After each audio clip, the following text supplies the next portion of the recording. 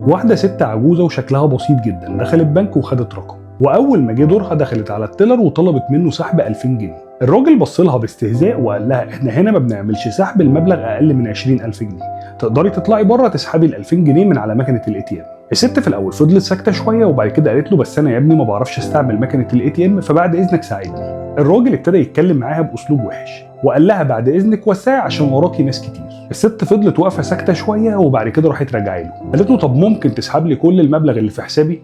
الموظف دخل يبص على المبلغ اللي موجود في حسابها واتصدم صدمه كبيره جدا. الراجل لقى حسابها موجود فيه 15 مليون جنيه، وهنا ابتدت لغته تتغير معاها خالص. فقال لها يا فندم انا ما اقدرش اسحب المبلغ ده كله، المبلغ ده كبير جدا والحد الاقصى للسحب هو 250000 جنيه. قالت له خلاص اسحب لي ال 250000 جنيه.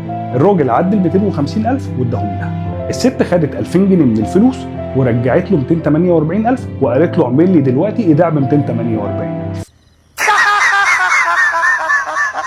ما تتعاملش مع الناس الكبيرة ان هم مش قادرين او مش فاهمين، وما تفتكرش نفسك بتفهم اكتر منهم عشان بتعرف تستخدم شوية اجهزة حديثة، وافتكر دايما ان هم عندهم خبرات وحكمة اكتر منك، وافتكر ان كل اللي اتعلمته في حياتك جاي من ابائك واجدادك. التعامل بلطف واحترام مع كل الناس مش بس واجب، ده فرصة بالنسبة لك انك كل يوم تكسب حكمة جديدة. بس يا سيدي وكده يبقى خلص الكلام. سلام.